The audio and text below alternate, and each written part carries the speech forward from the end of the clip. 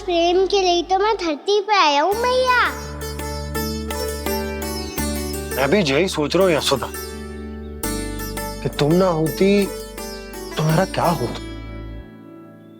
इसी बात पे थोड़ा दूध और कजू खाने को दे दो। अरे मैं तो भूल ही गई। तनिक ठहर जाओ जी, ये दूध पी लेना तो आपके लिए भी कछु ले आती हूँ।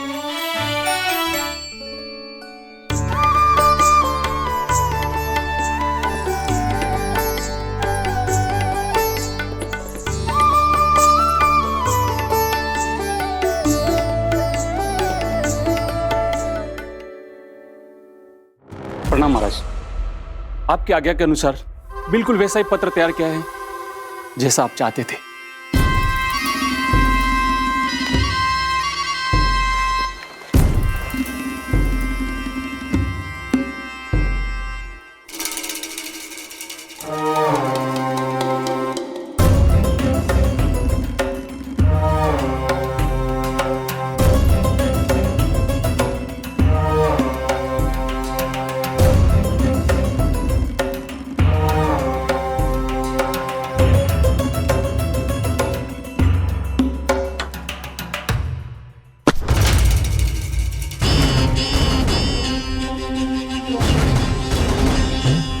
कृष्ण जन्म से लेकर आज तक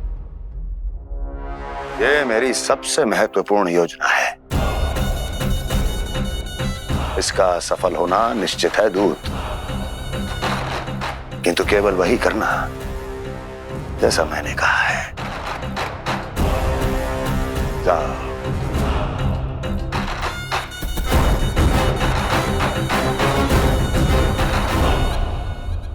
कान्हा,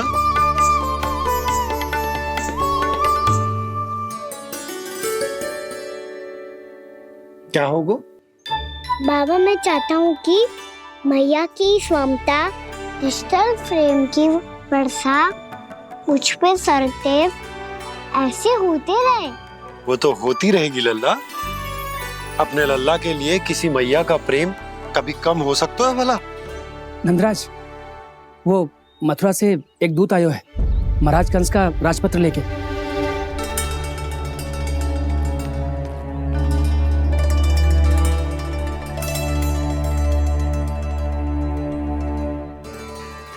कान्हा अब क्या करने वाला है?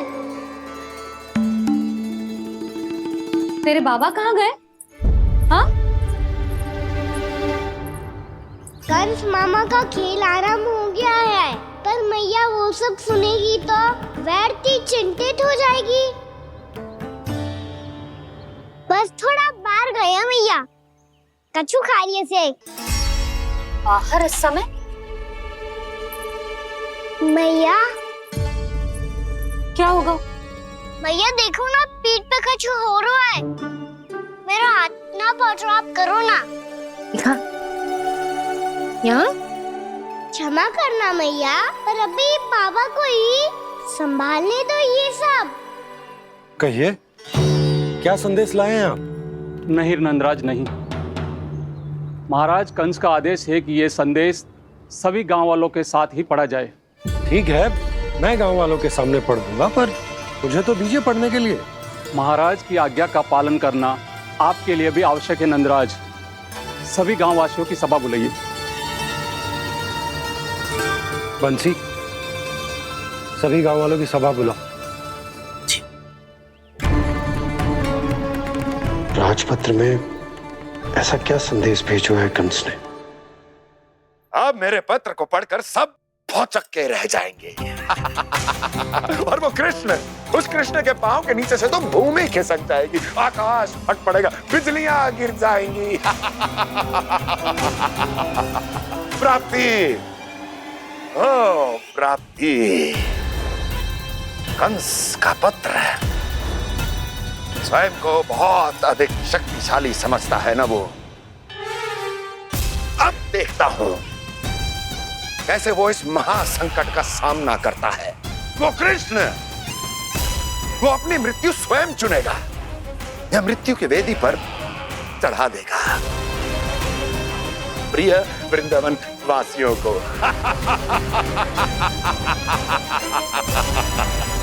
अब आएगा आनंद प्राप्ति, अब आएगा आनंद। सबको इकट्ठा करवा के ही पढ़वाएगो। अवश्य ही कोई विशेष संदेश दिया होगा कंस ने। मैं भी यही सोच रही हूँ सुलक्षणा जीजी, कछु ना कछु तो विशेष है, पर जे हो क्या सकता है?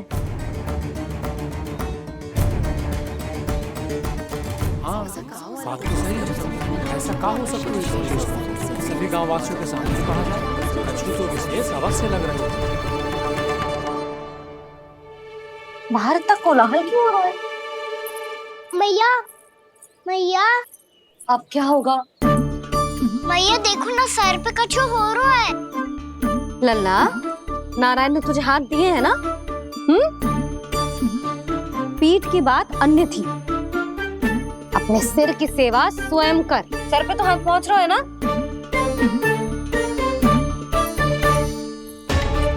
मैया सुनो ना, मैया देखो ना, तीव्र कर कछु हो रहा है। मैया देखो ना, तीव्र कछु हो रहा है।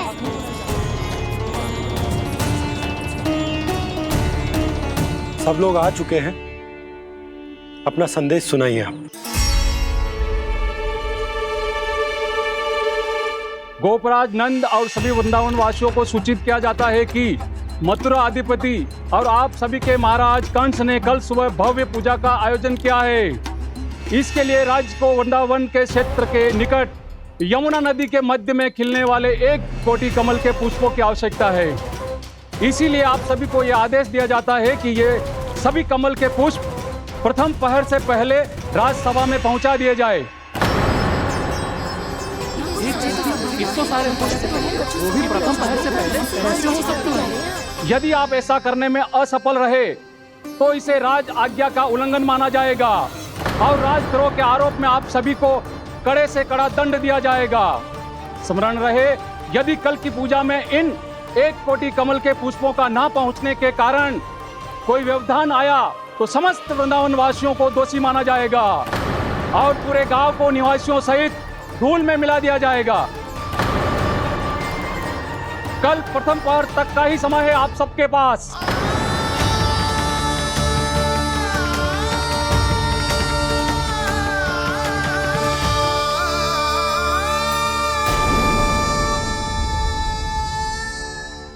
एक कोटि कमल पुष्प, वो भी कल प्रथम प्रहर में? ऐसे कैसे संभव है? और कोई साधारण पुष्प ना, यमुना नदी के मध्य खिलने वाले विशेष कमल के फूल चाहिए उन्हें। लेकिन यमुना नदी में तो कालिया नाग ने विष घोल के रखा है, तो फिर कैसे हो पाएगा?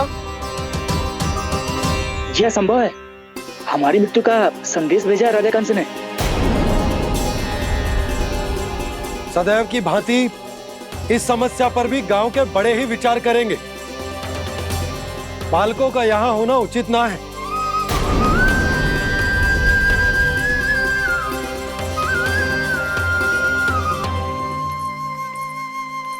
लल्ला, ले जे गेंद ले, जा अपने सखाओं के साथ खेल। सुबह उज्जवल, मधुमंगल वसंता, देखो मैया ने क्या दिया है। चलो खेले, बहुत आनंद आएगा आज।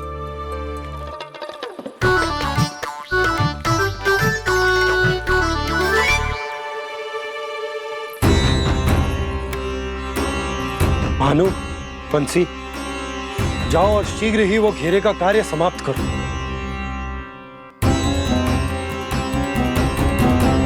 पर कछु ना कछु तो करना पड़ेगा ना। पर हम कर ही क्या सकते हैं? पुष्प लाने को और कोई उपाय है भी तो ना। मैं चला जाऊंगा जमुना जी में।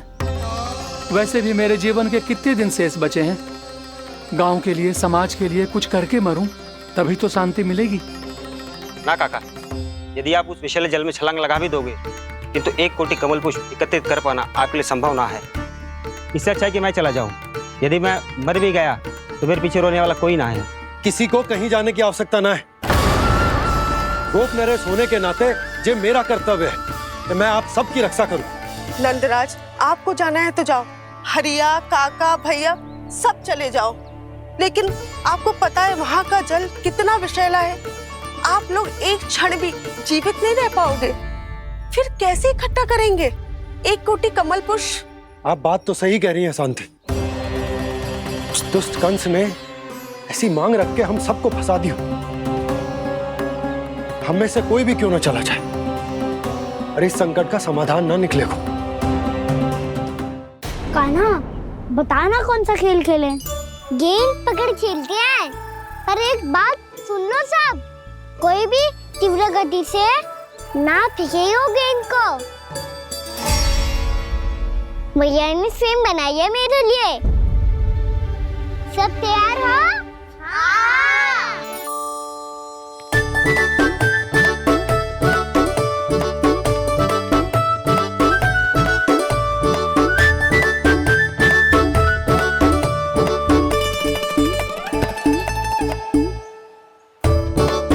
मुझे दो।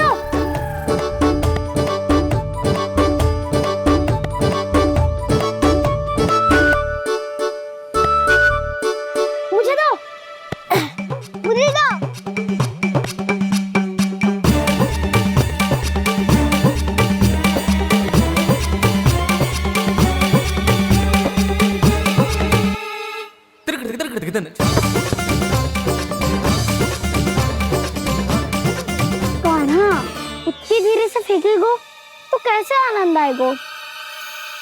थोड़ा बल लगा के फेंक। हाँ कान्हा, हम अभी बड़े हो गए हैं, तू अब भी छोटे बालकों की तरह फेंक रहे है।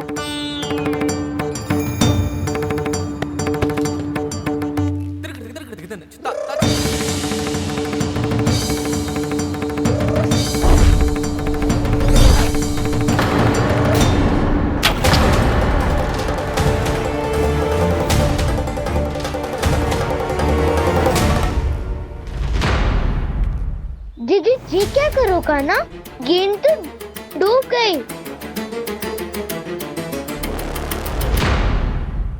अच्छा, तो ये सब इसकी योजना का भाग था ताकि ये कालिया का सामना कर पाए। तुम सबने तो कही थी तीव्र गति से फेंको, देखो फिकवा दी ना मेरी गेम मुझसे नदी में। अब मुझे जाके लानी पड़ेगी। रुक जा कान्हा, रुक जा कान्हा। जी क्या बोल रहे थे कान्हा? इसमें तो बहुत संकट है। कोई भी संकट मेरी मैया का उपहार खोने से बड़ा ना है। बहुत प्रेम से बना के उन्होंने दी थी। हे नारायण, कोई उपाय समझ में ना आ रहा है।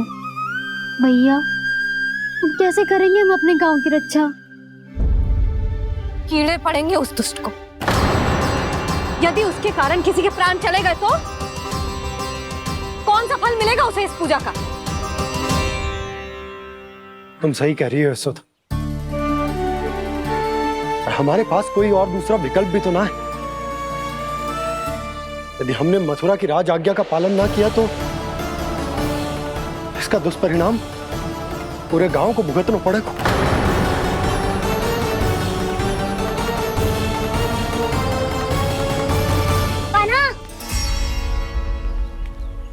तुम्हें पता है कि तू भगवान है, दिव्य है, बहुत शक्ति है तुझमें, पर फिर भी हम तुझे विषैले जल में ना जाने दे सकते। कुछ होगा तो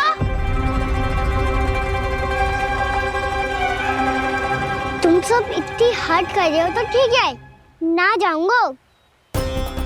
गेंद कहाँ गिरी है, कितनी दूर गई है, ये तो देख लूं, ताकि उसे बाहर निकालने का कोई उपाय ढूंढ पाऊं।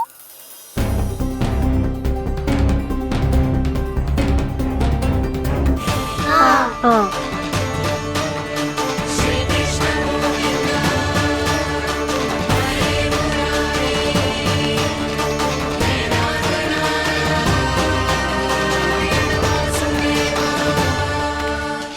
कान्हा की ये लीला तो समझ ही नहीं आ रही। पहले इसने देवर्षि नारद को मथुरा जाकर कंस को भड़काने के लिए कहा, फिर स्वयं ही दुखी भी हो गया कि अब इसका रहस्य सबके सामने खुल जाएगा। और अभी स्वयं में तो इसने कहा था कि गेंद बहुत महत्वपूर्ण है, फिर स्वयं ही उसे नदी के विसले जल में फेंक दिया।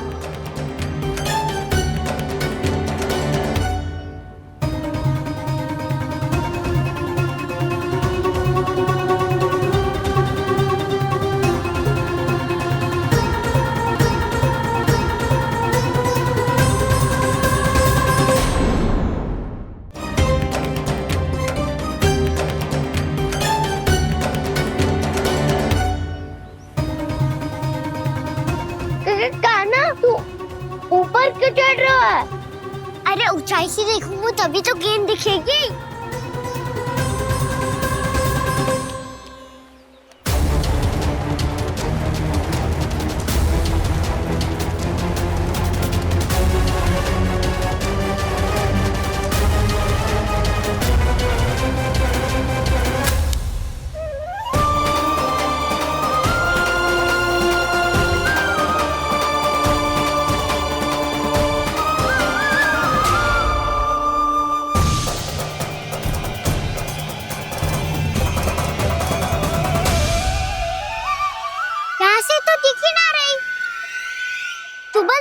से फेंकी थी ना? ना, वहाँ से फेंकी थी। कहाँ से? नहीं ना, वहाँ से।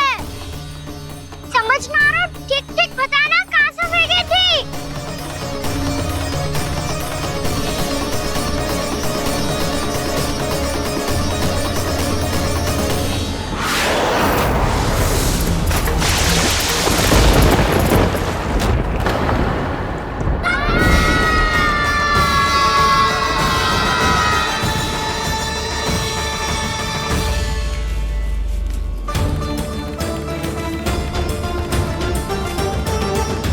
कालिया नाग के क्षेत्र में जाकर कोई भी जीवित वापस ना लौट सको।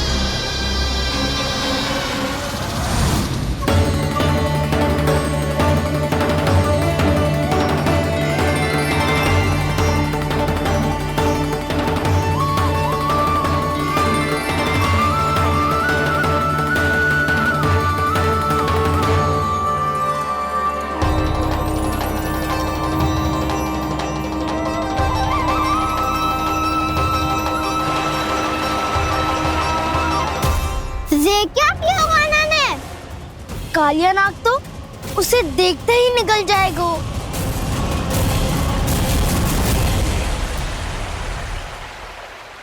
तो आरंभ से अब तक सब कुछ उसकी लीला का ही भाग था।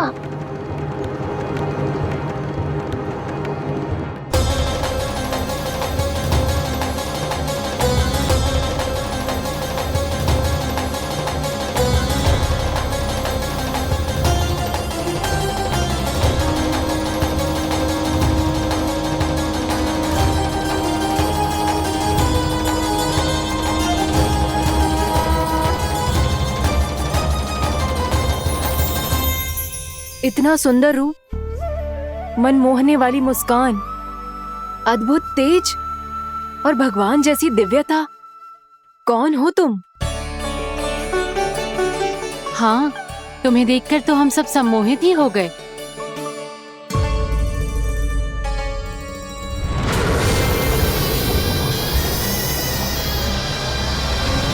तुम जो भी हो बालक, वापस लौट जाओ। हमारा हृदय तुम्हें ही देखते रहना चाहता है, किंतु यदि हमारे पति जाग गए तो तुम्हें अवश्य हानि पहुंचाएंगे। ये बहुत विषैले है बालक, कालकोट जैसे भयानक। इनके विष से तुम नहीं बच सकोगे। नंदराज, कालिया नाग के विष का प्रभाव बढ़ते ही जा रहा है। पहले 8 कोस तक उसके विष का प्रभाव था, अब तो 1 योजन से अधिक क्षेत्र में फैलो है। जल पीने के प्रयास से अनेक पशु मारे गए हैं और नदी के निकट के वृक्ष और वनस्पति सब नष्ट होने लगे।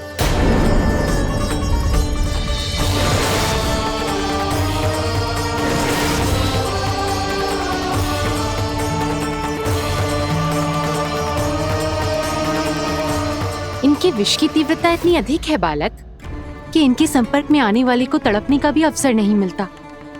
इनके विष की अग्नि क्षण भर से भी कम समय में प्राणवायु को जलाकर राख कर देती है।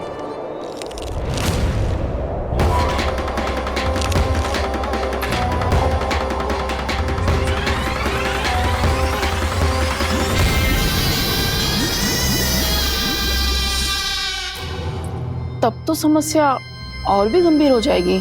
मैंने तो सुनो है कि कालिया नाग कम से कम 2 योजन लंबा है, सैकड़ों फन है उसके।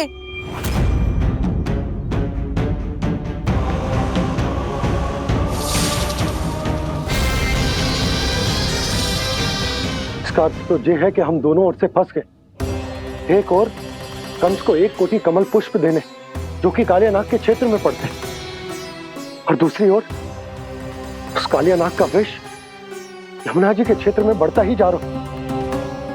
इसके कारण हम ही नहीं, निर्दोष पशु पक्षी भी संकट में। इन दोनों समस्याओं का एक ही समाधान है, उस कालिया नाग का सामना करना। और ये ना समझ आ रहा कि हम ये करेंगे कैसे, क्योंकि ये बात साधारण मनुष्य के बस की ना है। हमारे लिए ये असंभव है।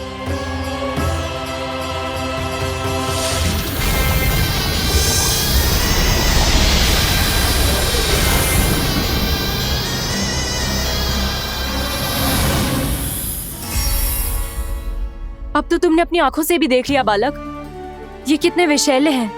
नींद में भी विष उगलते हैं। इससे पहले कि तुम्हें कुछ हो जाए, चले जाओ यहाँ से, मान लो हमारी बात। आप सब मुझे जानती भी नहीं और फिर भी मेरी इतनी चिंता कर रही हैं आप। माँ की ममता भेदभाव नहीं जानती। तुम भी किसी के पुत्र हो और हम सब भी माँ हैं।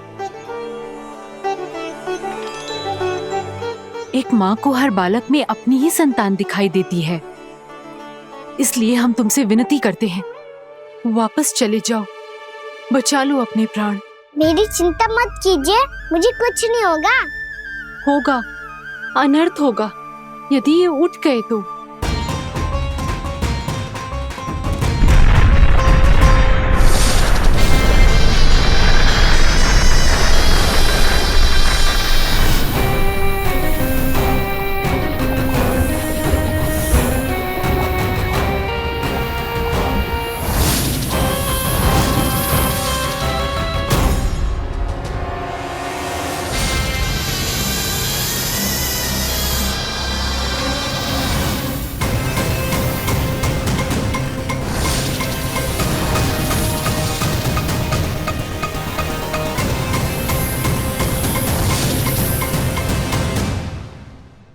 सामने होते हुए भी अपने इश्क को केवल वही देख सकता है जो अपना अभिमान त्याग चुका हो। पर पूर्व जन्म में मेरा भक्त होने के नाते मेरा सत्य स्वरूप देख पाने में मुझे इसकी सहायता करनी चाहिए।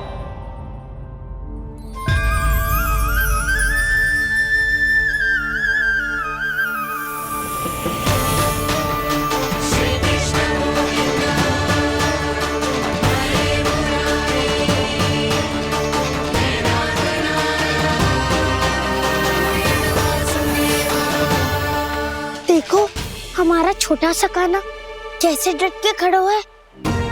इतने विशालकाय, इतने महाभयंकर सबके सामने।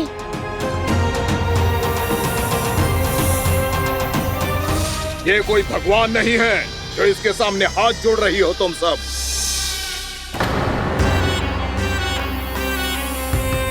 एक सामान्य साधारण बालक है ये, जो ये तक नहीं जानता कि इसके सामने है इसका काल, कालिया।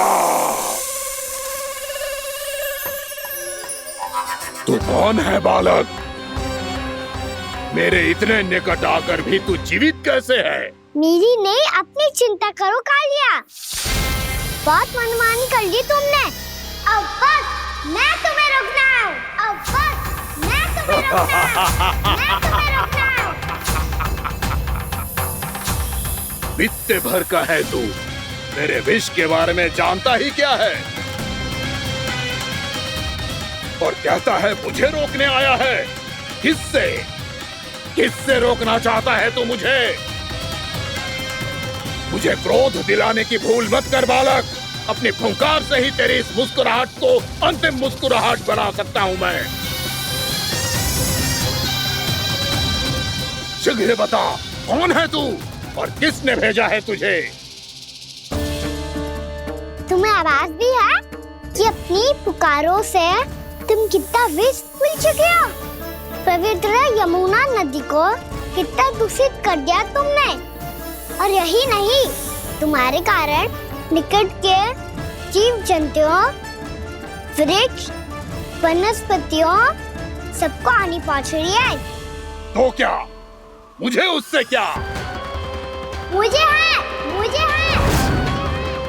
आपत्ति है मुझे तुम्हारे इस व्यवहार से,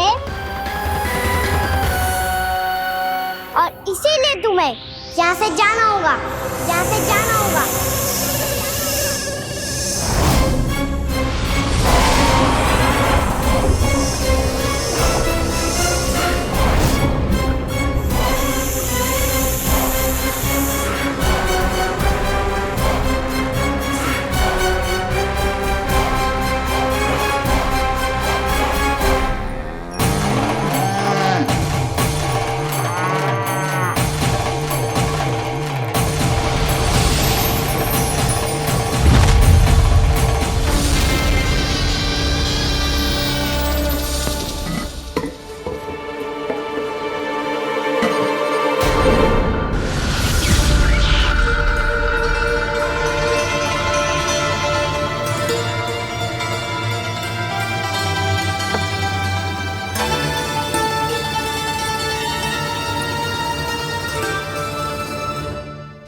मुझे आदेश देने का साहस भी कैसे किया तूने?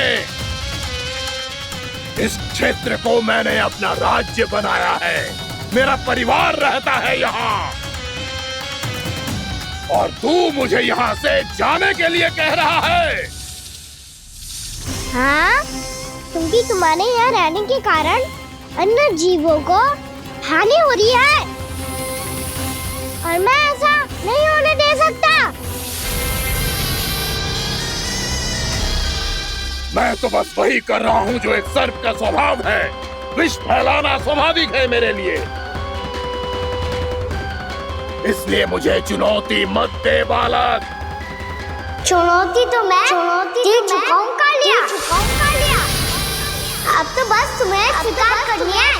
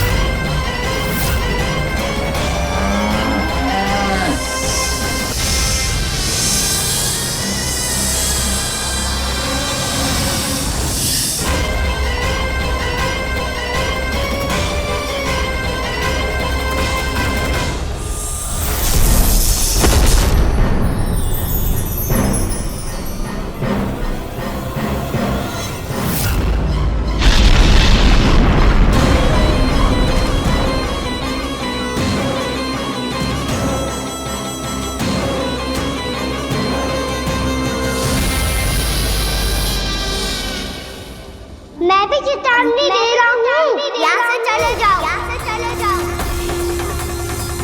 अपनी भूल को पहचानो कालिया। तुम जो कर रहे हो अनुचित है।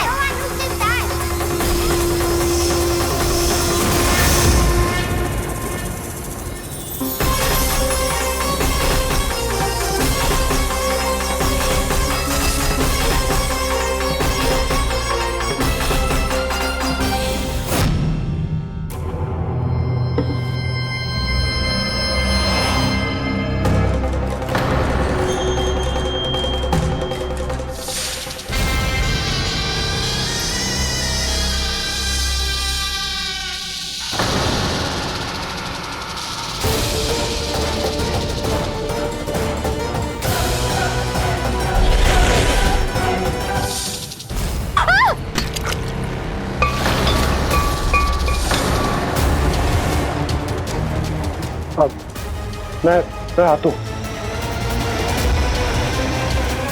क्या हो गया सुधा? मुझे आवाज हो रहा है जी, कछु ना कछु गड़बड़ है। यशोदा, जो समस्या हमारे सामने है हम सभी उसका समाधान खोजने में जुटे हैं।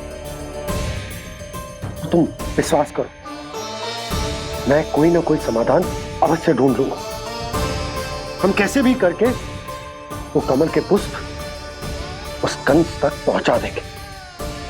नाना, समस्या उससे कहीं अधिक है, उससे कहीं अधिक बड़ी, उससे कहीं अधिक भयानक है।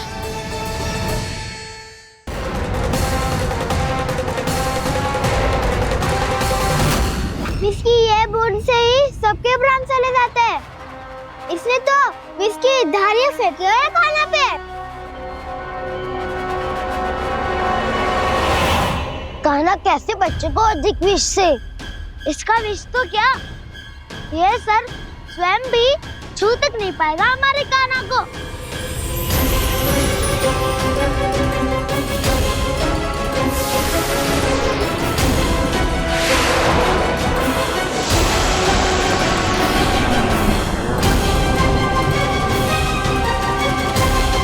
तुम्हारे सखा को, मेरे भाई को कोई हानि नहीं पहुंचा पाएगा। ये कान्हा का सत्य चाहे जो हो बलराम, पर अभी तो जो एक बालक ही है ना।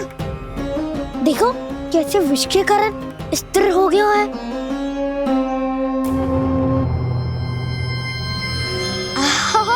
हाउ सर्फ ने कितनी आसानी से अपनी पूंछ से बांध लिया है। मुझे यहाँ से भगाना चाहता था ना तू? अब मैं तुझे दिखाऊंगा अपना सामर्थ्य। ये मूर्ख किसे बांधना चाहता है अपनी पूंछ में? उन्हें जिनका विस्तार सारे ब्रह्मांड में है, या उन्हें जो स्वयं अनंत है? पर देवराज, प्रभु ऐसा करने ही क्यों दे रहे हैं कालिया को? आप सब भूल रहे हैं देवगण। कालिया पूर्व जन्म में प्रभु का बहुत बड़ा भक्त था। उसी भक्ति का फल मिल रहा है अब इसे। वैसे भी भक्तों के मन का भाव सबल हो तो भगवान तो सहज ही बंध जाते हैं।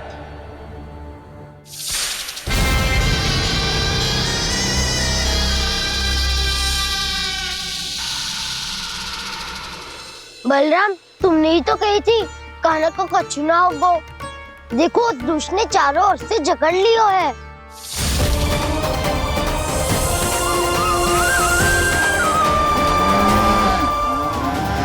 ये क्या कह रही हो तुम? सुधा जी, क्या हुआ? घबरा क्यों रही हो आप? सुलक्षणा, मुझे आभास हो रहा है कुछ बहुत बड़ी अनहोनी हो गई है। नंदराज, नंदराज, नंदराज!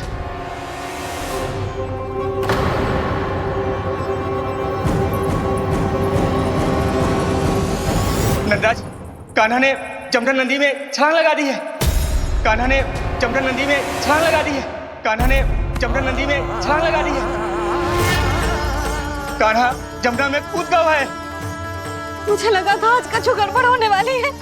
मुझे आज कान्हा को ना जाने देना चाहिए था।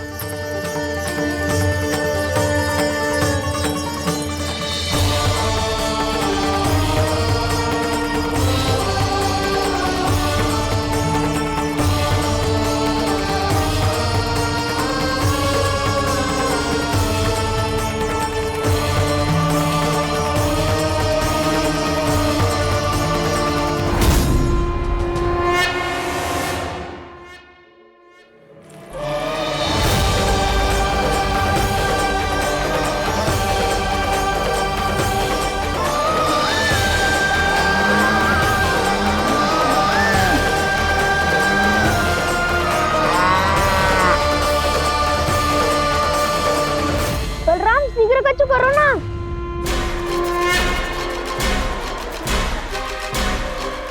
कुछ भी करो पर कान्हा को बचाओ। नाग बहुत भयंकर है। कान्हा अकेले ना संभाल पाएगा इसे।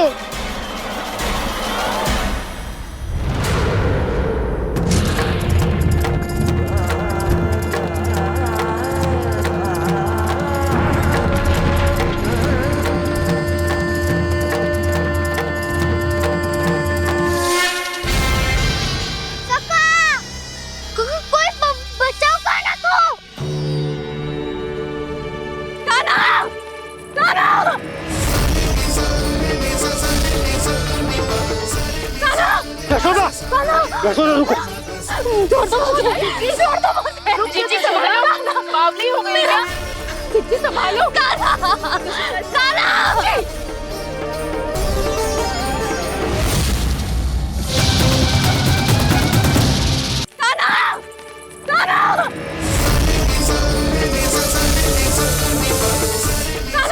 यशोदा, यशोदा रुको। छोड़ दो मुझे, छोड़ दो मुझे।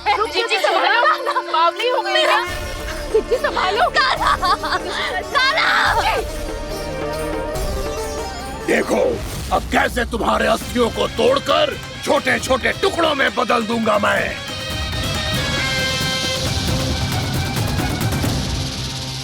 अगर आप जाओगी तो आप भी फंस जाओगी। अपने लल्ला के लिए मैं किसी भी संकट का सामना करने के लिए तैयार हूँ। छोड़ो ना यशोदा, हमें कोई और उपाय खोजना पड़ेगा। कोई और उपाय? आप देख ना रही मेरा कान्हा किस दशा में है। कान्हा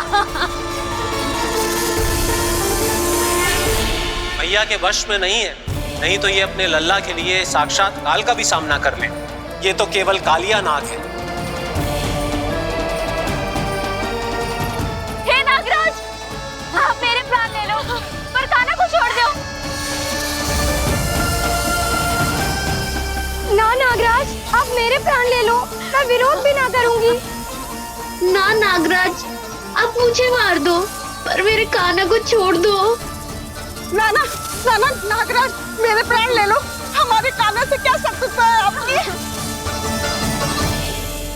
प्रभु के लिए जो प्रेम यशोदा मैया के हृदय में है, वही इन सभी गोपियों के हृदय में भी है।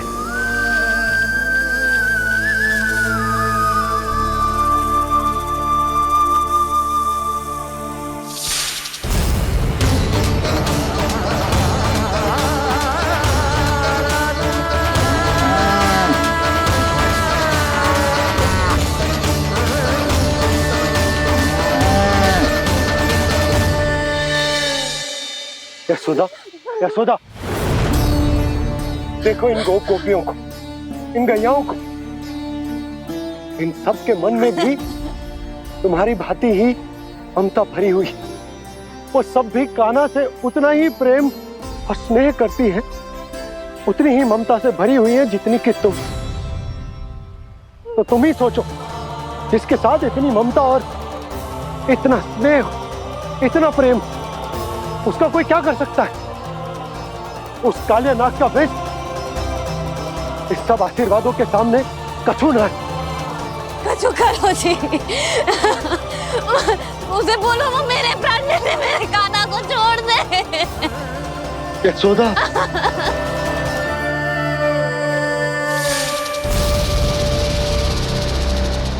केवल इन्हीं में नहीं देवराज, नाग पत्नियों के हृदय में भी ममता का वही प्रेम उमड़ रहा है। देखिए। मैं आपके हाथ जोड़ती हूँ स्वामी, इस बालक को छोड़ दीजिए। ये अवश्य ही कोई दिव्य आत्मा है स्वामी। हम आपसे विनती करते हैं स्वामी, इस नन्हे बालक को हानि मत पहुंचाइए स्वामी। मेरी पत्नियां मेरे ही शत्रु के लिए विनती कर रही हैं। अब यदि इसके पक्ष में एक शब्द भी कहा तुम सबने, तो मैं इस बालक से पहले तुम सबके प्राण ले लूंगा। हो रहा प्रसन्न नाग कालिया, विजय को निश्चित जान।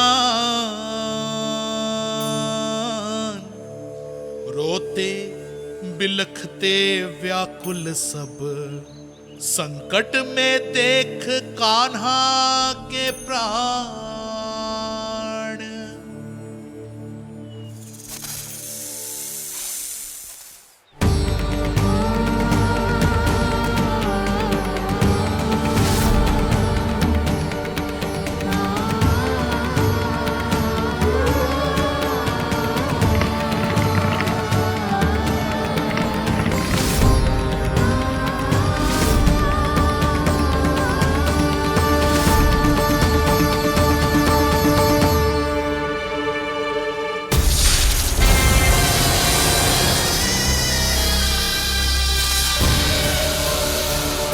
कुछ करो जी, मेरे लल्ला को बचा लो, कोई तो कुछ करो।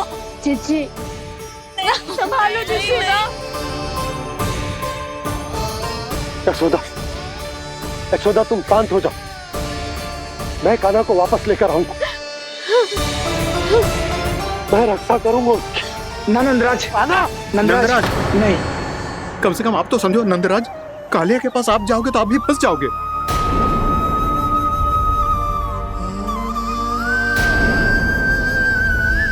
बलराम, तेरा भाई इतनी भीषण संकट में है और तुझे जरा भी दुख ना हो रहा?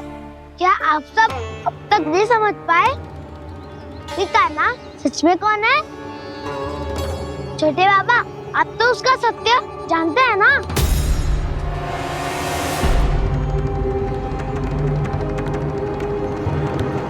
मानता हूँ कि आप सब कान्हा के रहस्य के बारे में नहीं जानते, पर क्या उसके जन्म से आज तक घटी एक से बढ़कर एक विचित्र घटनाओं को भी भूल गए हैं आप सब?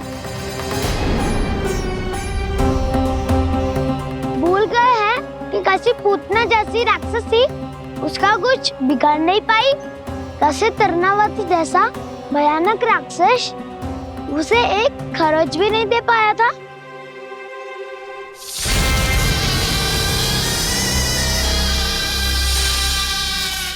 आप सबने अपनी आंखों से देखा था ना, बकासुर से कान्हा की रक्षा करने देवता स्वयं आए थे, पर सत्य तो ये है कि वो सभी देवता भी उस असुर के सामने असमर्थ हो गए थे।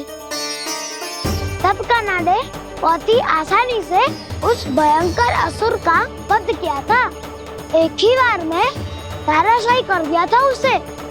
तो आप सभी सोचिए, बार बार ऐसे असाधारण कार्य करने वाला बालक साधारण कैसे हो सकता है?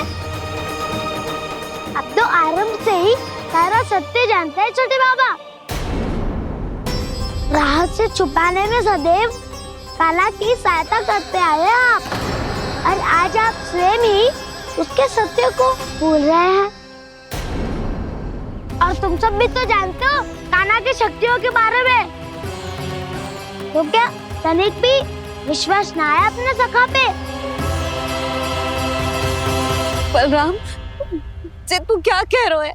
मैंने जो कहा उसका एक एक शब्द सत्य है छोटी माँ।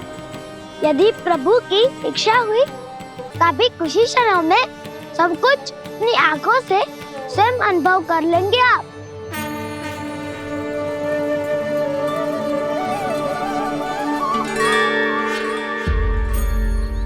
शांताकारं भुजगशयनं पद्मनाभं सुरेशं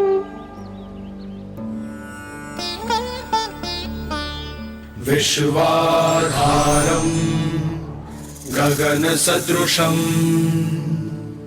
मेघवर्णं शुभांगं लक्ष्मीकान्तं कमलनयनं योगी वीरध्यानगम्यम्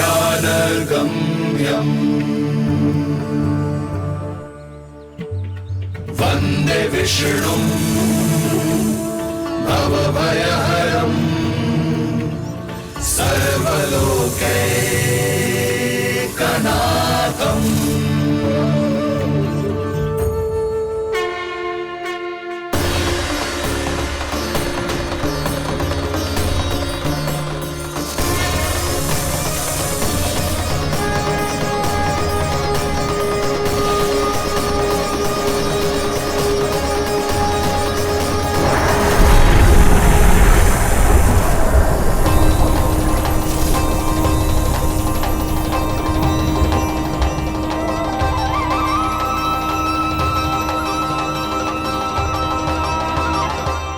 तुझे क्या लगता है बालक कि तू मेरी जकड़ से निकल गया तो अब बच जाएगा तू?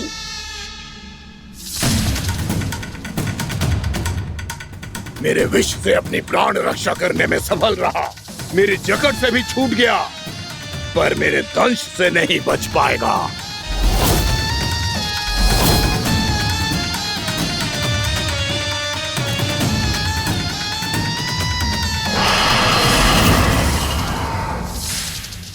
भय से भाग रहा है, पर मैं तुझे मृत्यु देकर रहूंगा।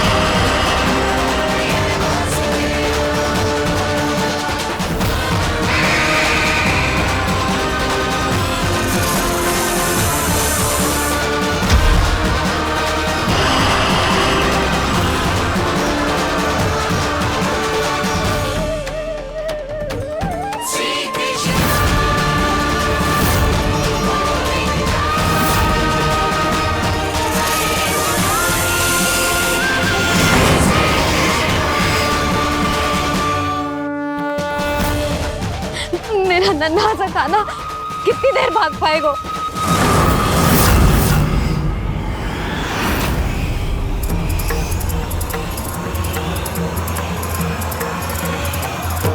और कितनी प्रतीक्षा करोगे मेरी भक्त कालिया?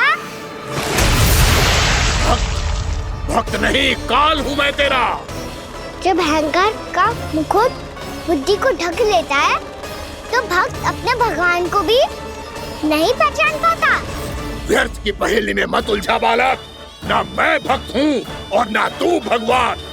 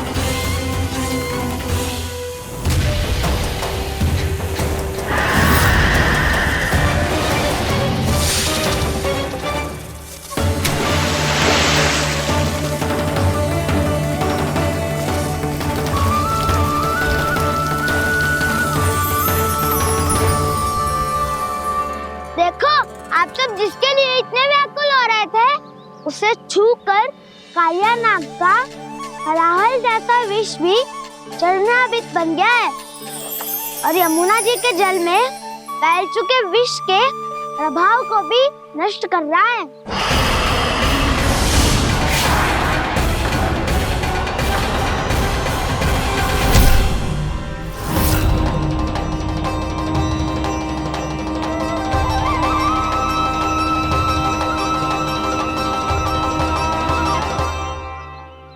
धर्म रक्षक, अधर्म विनाशक प्रभु श्री कृष्ण का कौशल सचमुच अद्वितीय है। नारायण नारायण।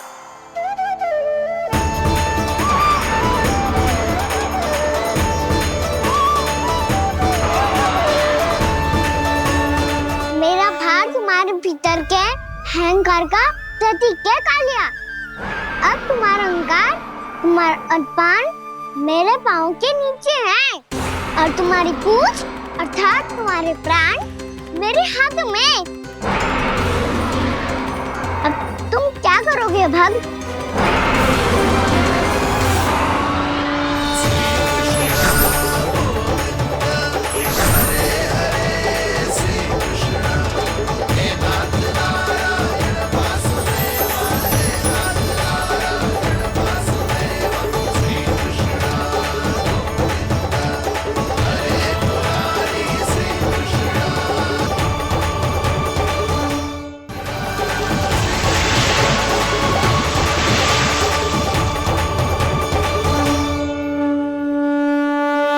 प्रभु, भले ये आपको पहचानने में असमर्थ हो, पर हम सब ने आपको पहचान लिया है। हाँ प्रभु, एक भक्त होने के नाते और एक अर्धांगिनी और माँ होने के नाते मैं आपसे इनके प्राणों की भिक्षा मांगती हूँ। अपनी कृपा दिखाइए और इन्हें क्षमा कर दीजिए। आपके लिए मित्र और शत्रु में कोई अंतर नहीं प्रभु। उसी तरह आपकी कृपा और दंड में भी कोई अंतर नहीं। दोनों दया ही तो हैं, अकारण ही किसी को प्राप्त नहीं होती। हमें विश्वास है कि हमारे पति को मिला ये दंड कोई अभिशाप नहीं है, आपका वरदान है। ये सत्य है प्रभु कि इनसे बहुत से पाप हुए हैं। इनके विष से बहुत सारे जीव जंतु को हानि पहुंची है, पर अब आपके चरण इनके शीश पर पड़ गए हैं। ऐसी कृपा तो बड़े बड़े महान महात्माओं को भी दुर्लभ है, और इन्हें प्राप्त हुआ तो अवश्य ही ये किसी महान पुण्य का ही फल है। हे प्रभु, उन्हीं पुण्य कर्मों की शक्ति का आह्वान कर मैं आपसे विनती करती हूँ, इन्हें प्राण दान दीजिए। मैं अपने इस भक्त को क्षमा अवश्य करूंगा देवियों, यदि ये अपने अहंकार को त्याग कर मुझे पहचान ले तो।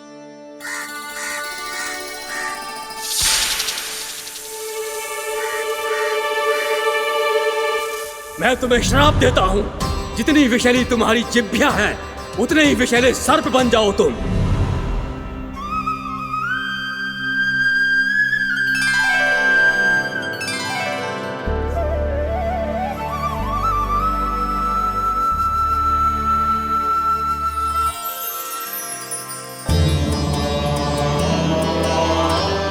नारायण, मुझे क्षमा कीजिए नारायण। मैं तो आपका परम भक्त था, किंतु मैं आपको पहचान नहीं सका। इसका दंड तो मुझे मिलना ही था, किंतु मैं अब प्रायश्चित करना चाहता हूं। इसके लिए यदि आप मेरे प्राण भी ले लेंगे तो भी मुझे कोई दुख नहीं होगा। मैं अपना जीवन, मृत्यु और अपना अस्तित्व सब कुछ आपको समर्पित करता हूं। तुम्हें तुम्हारी क्रोध के कारण श्राप मिला, जिसे विशाल सर्प के रूप में तुम्हारा जन्म हुआ, और सर्प का तो स्वभाव है विष फैलाना। इसीलिए तुम्हें दंड नहीं दूंगा मैं। सिर्फ सभी अपराधों का पश्चाताप कर लिया, इसीलिए मैं तुम्हें क्षमा करता हूँ कालिया।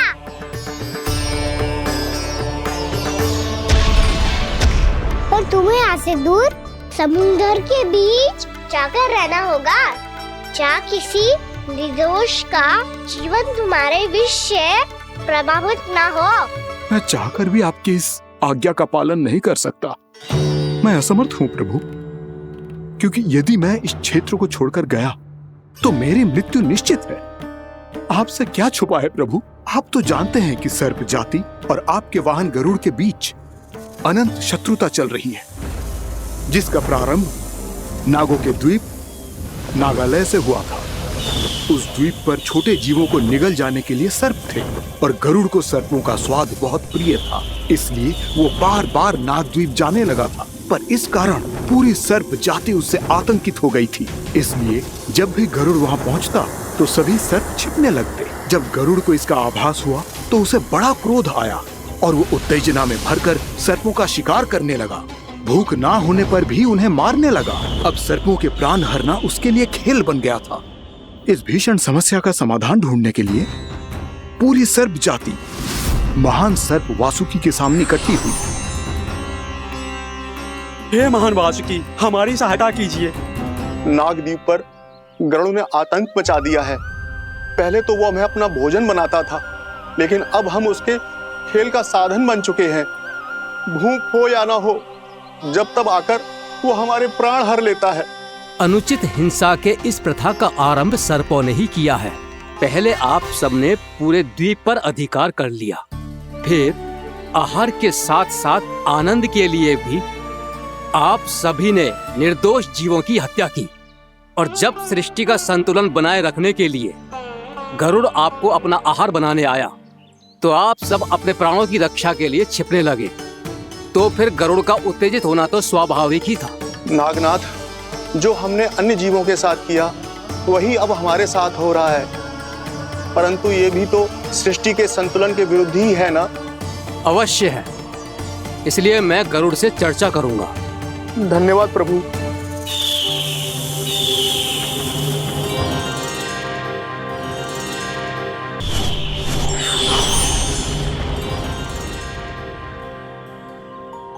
श्री नारायण के वाहन पक्षीराज गरुड़, मैं संपूर्ण सर्प जाति की ओर से आपसे एक निवेदन करने आया हूँ।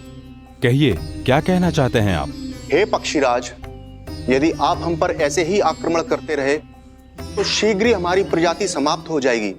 इसीलिए हमारी आपसे विनती है, यदि आप उचित समझें तो सर्पों के किसी एक घर से हम आपको एक सर्प प्रतिदिन अर्पित करेंगे। आप उसको आहार बनाइए और अन्य सर्पों को जीवित रहने का अधिकार दीजिए।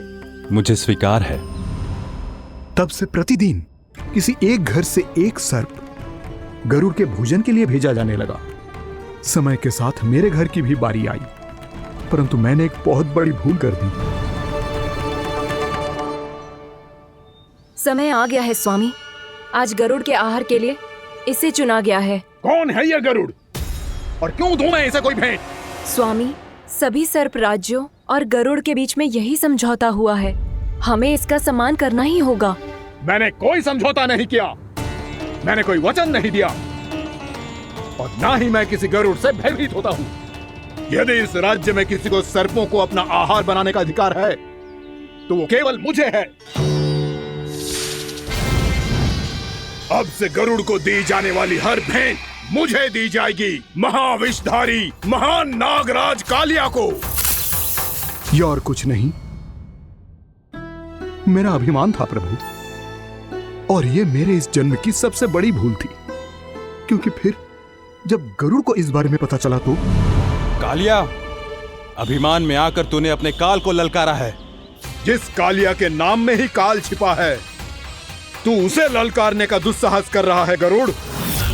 स्वयं को भगवान विष्णु का वाहन कहता है तो वाहन का ही कर्म कर। स्मरण रख, इस धरती के सर्वश्रेष्ठ योद्धाओं के लिए भी मैं मृत्यु का दूत हूँ। विनाश काले विपरीत बुद्धि। तो जैसे मूर्ख सदा इस युक्ति को सार्थक करते आए हैं, अपने विनाश को आमंत्रण किया है, तो अब भोग।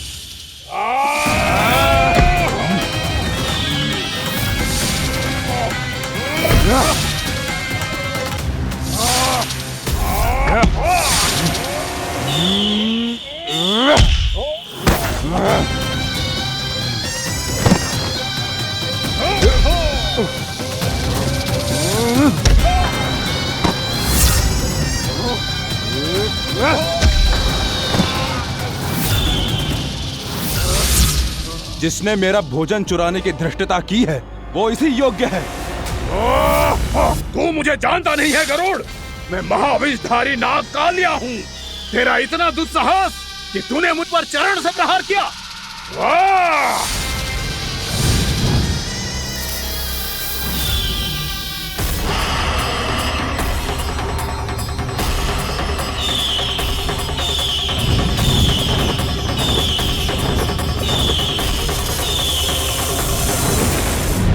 मैं अपने अभिमान में भूल गया था कि गरुड़ मुझसे कहीं अधिक शक्तिशाली है।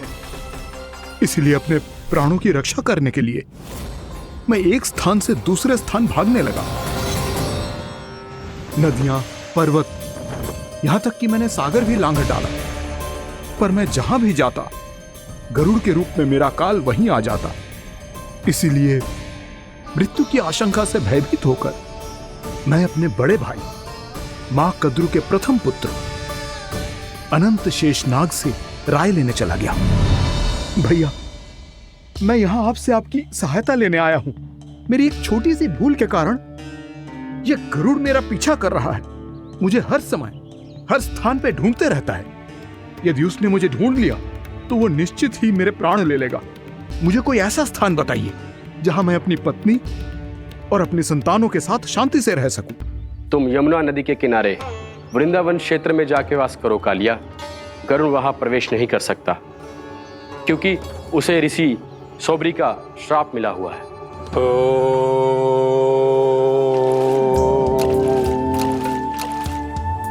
ध्यान और तपस्या का नित्य कर्म करते हुए ऋषि के मन में मछलियों के प्रति प्रेम भाव इतना बढ़ गया कि वो भूल गए सभी जीव खाद्य श्रृंखला का भाग होते हैं और मछलियां भी इस नियम की अपवाद नहीं है। उन्हें मछलियों की अटखेली इतनी अच्छी लगने लगी कि वो इस क्षेत्र के मछुआरों को भी मछली पकड़ने की अनुमति नहीं देते थे।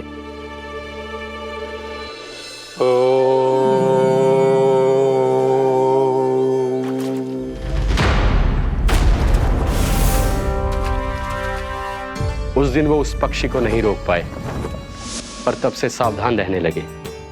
यहां तक कि अपने साधना से भी अधिक ध्यान वो पक्षियों पर केंद्रित करने लगे। ठहरो! इसी क्षण अपनी चोंच में पकड़ी इस मछली को छोड़ दो। तुम्हें इन मछलियों का आहार नहीं करना चाहिए पक्षीराज। ये तो खाद्य श्रृंखला का नियम है ऋषिवर। यदि मैं इनका आहार नहीं करूंगा तो कोई और पक्षी कर लेगा। मैं अपने आनंद या प्रतिशोध के लिए इनके प्राण नहीं ले रहा। ये तो बस मेरा भोजन है। पर यह मेरा तपस्या स्थल है। तुम यहाँ शिकार करके मेरी साधना में विघ्न नहीं डाल सकते पक्षीराज। यदि आपकी यही इच्छा है तो मैं आज के बाद यहाँ नहीं आऊंगा।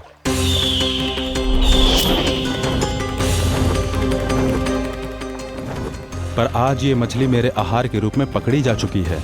मैं वचन देता हूँ ऋषिवर, इस स्थान पर यह मेरा अंतिम शिकार होगा।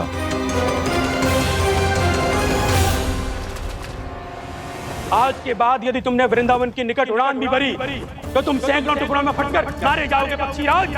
ये मेरा श्राप है।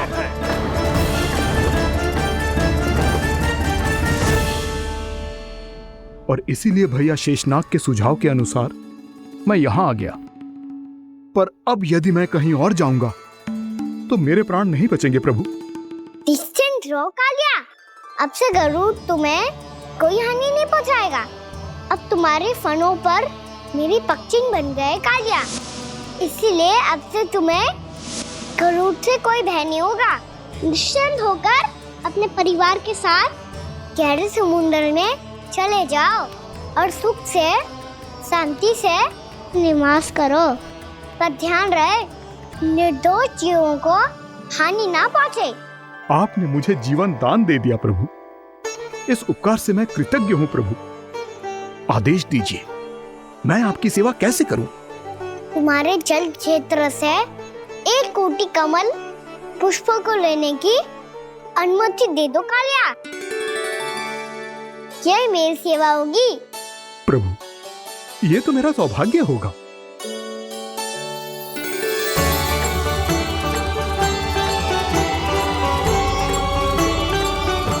एक कोटि के स्थान पर हम 3 कोटि कमल पुष्प ले आए प्रभु। मैं तुम्हारी सेवा भाव से प्रसन्न हुआ कालिया। रमनाक द्वीप पर चले जाओ ताकि तुम्हारे कारण फिर कभी किसी निर्दोष जीव को हानि ना पहुंचे और न ही तुम्हारा विष मेरे प्रिय यमुना नदी के जल को दूषित कर पाए। मैं तुम्हें आशीर्वाद देता हूँ। आज यहाँ मेरे द्वारा तुम्हें दिए गए इस आदेश का स्मरण जो भी भक्त करेगा और प्रातः काल और संध्या काल में इसका उच्चारण करेगा, उसे फिर कभी किसी संकट से कोई भय नहीं होगा। ये स्थान अब से काला कुंड के नाम से जाना जाएगा। यहाँ पर स्नान करने वाला और देवताओं को इस क्षेत्र से जल का अधर देकर प्रसन्न करने वाला भक्त यदि मेरा स्मरण करके पास रखेगा तो वो अपने सभी पापों से शीघ्र ही मुक्त हो जाएगा।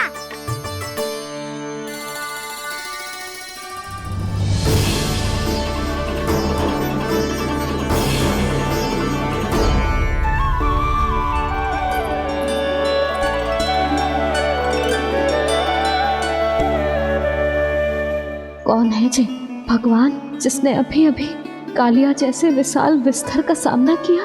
क्या एक साधारण बालक जो शीत की अधिकता से ठिठुर रहा है? क्या करूं? मैं लल्ला को ममता के आंचल में छुपा लूं या भक्त बनकर प्रभु की लीला देखती रहूं? क्या करूं मैं? कितना ठंडा था जल, बहुत सर्दी लग रही है। सर्दी से तड़पते हुए कैसे देखूं इसे? अभी जाके अपने पल्लू से सुखाती हूँ। हृदय से लगा के स्नेह की आंच दूंगी तो सर्दी पल भर में छूमंतर हो जाएगी।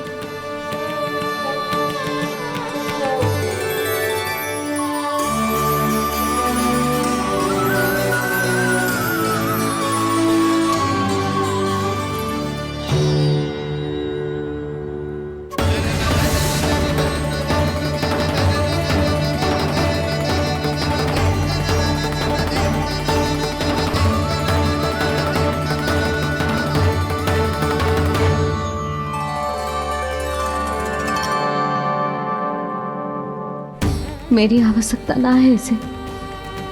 ये तो सच्ची में भगवान ही है जिसकी ठंड दूर करने के लिए स्वयं द्वादश आदित्य प्रकट हो गए हैं।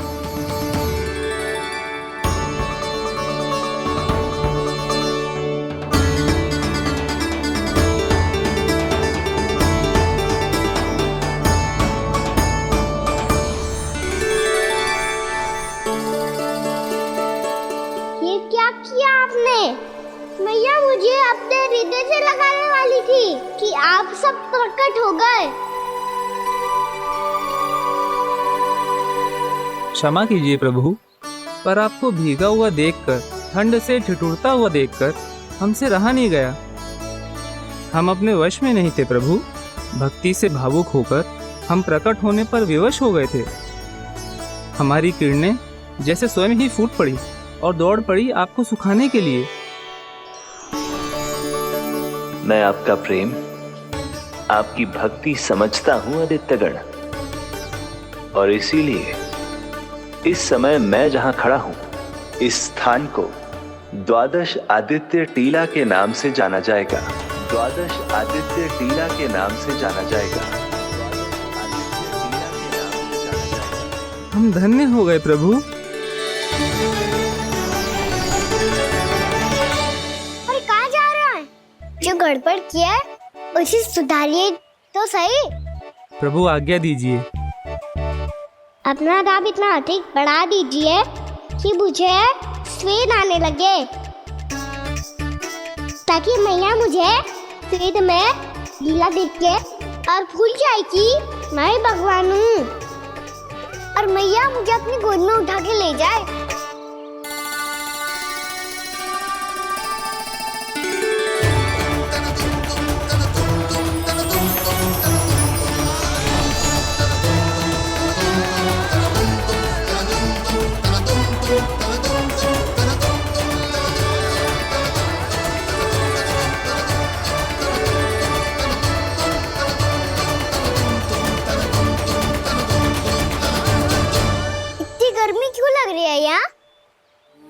स्वेद की एक बूंद भी आती थी तो मैं अपना आंचल लेकर पहुंच जाती थी इसके पास।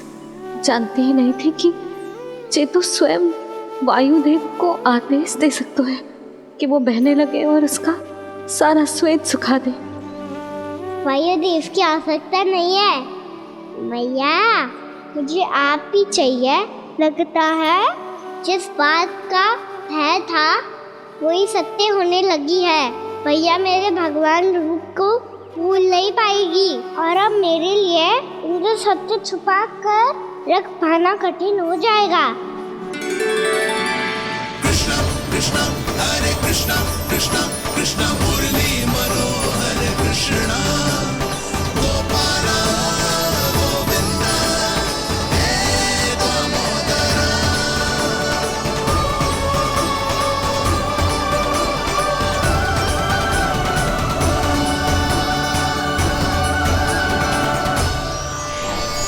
प्रभु, आपके श्वेत से बने इस प्रसंगदान सरोवर का प्रणाम स्वीकार कीजिए।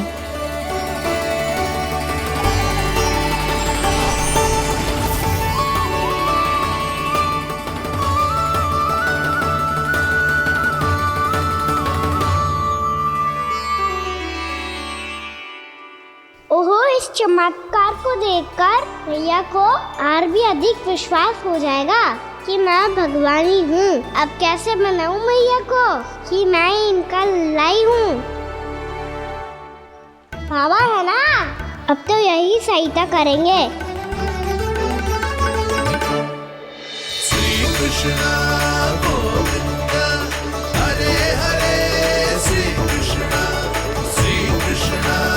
गोविंद हरे हरे, श्री कृष्ण हरे मुरारी, श्री कृष्ण श्री कृष्ण श्री कृष्ण।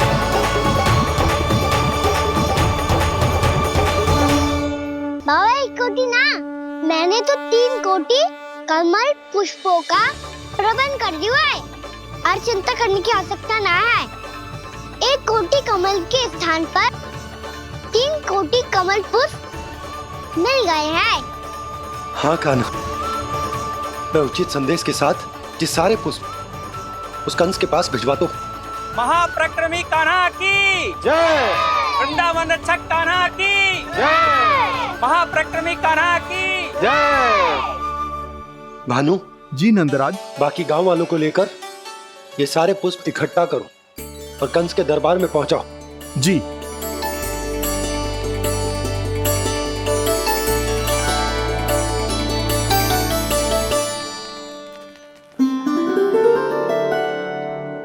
मैया, कौन हो तुम? मुझे पता था मैया, जब आपको सत्य पता चलेगा तो आप मुझे मैया की तरह स्नेह ना कर पाओगी, इसलिए आज तक सत्य छुपाता आया हूँ ताकि आपकी ममता, आपका प्रेम अनुभव करने का अवसर मिलता है मुझे। और फिर आज को बताया था ना, जो रहस्य तुमने बरसों तक छिपाया था उसका भेद खुलने में तुम्हारा ही योगदान है। मुझे कालिया के शीश पर अपने पद चिन्ह रखकर उसे मुक्त कराना था दाऊ, वचन दिया था मैंने उसे। इसके अतिरिक्त निर्दोष पशु पक्षियों के जीवन को कालिया के विष से ही बचाना था मुझे। इसमें कंस को तो सम्मिलित करना ही था ताकि जब मैं कालिया का सामना कर रहा हूँ तो वो किसी और असुर को समस्या बनाकर वृंदावन ना भेज दे। पर इस सबसे बड़ा एक कारण और था दाऊ, मैं चाहता था कि मैया को सत्य पता चल जाए। पर क्यों कान्हा?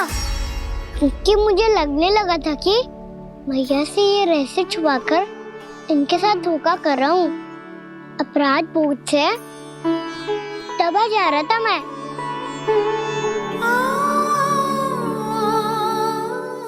जो सत्य आपको, बाबा को, सभी को पता है, यहाँ तक कि मेरे सखा भी जानते हैं, वो सत्य मैंने मैया से छिपाया केवल इसी लोक में कि मुझे इनकी ममता प्राप्त होती रहे। पर ऐसा करके मैं अपने से निस्वार्थ प्रेम करने वाली मैया को धोखा दे रहा था।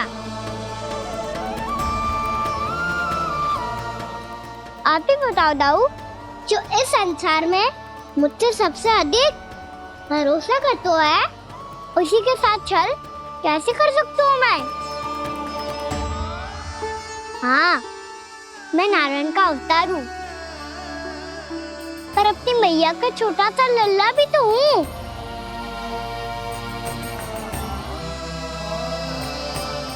इसीलिए तो यमुना जी में छलांग लगाने का एक कारण इस गेंद को लेने जाना भी था।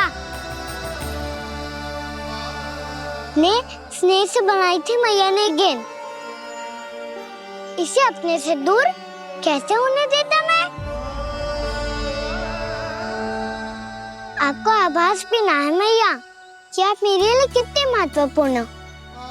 ये सत्य है कि सभी देवता, प्रकृति, भक्त, ये सब है मेरा ध्यान रखने के लिए, मेरी सेवा करने के लिए।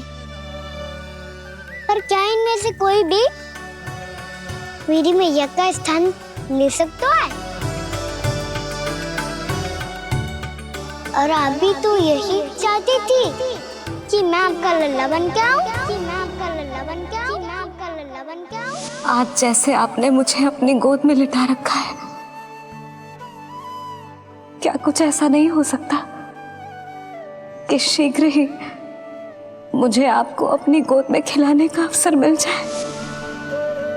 मैया, नारायण का अवतार होना क्या इतनी बड़ी समस्या है कि आप हृदय से भी ना लगा सकते? मैया,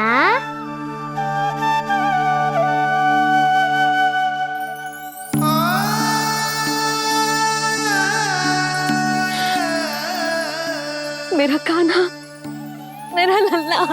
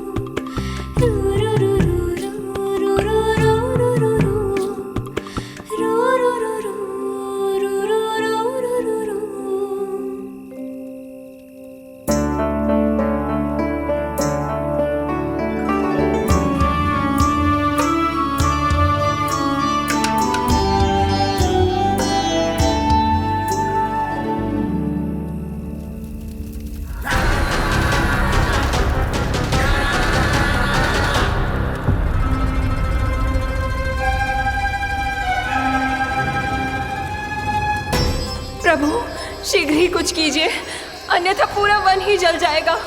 मेरी सहायता कीजिए प्रभु।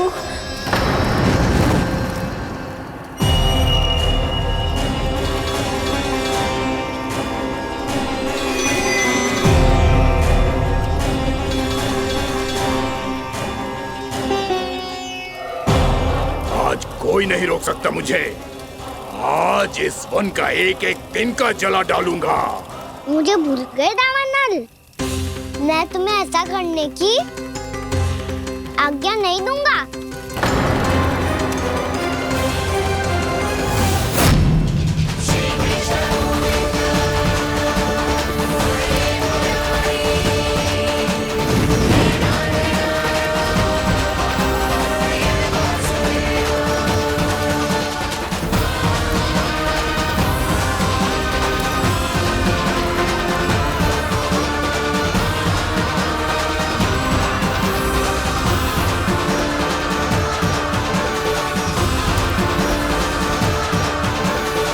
मैया की नींद में व्यवधान पहुंच रहा है, मुझे शीघ्रता करनी होगी।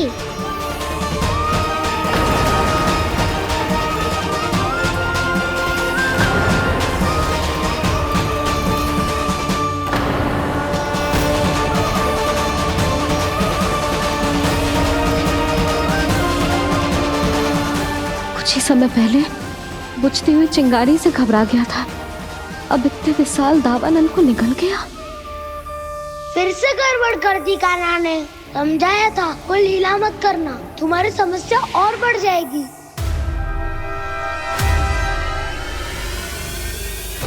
अब क्या करूं दाऊ?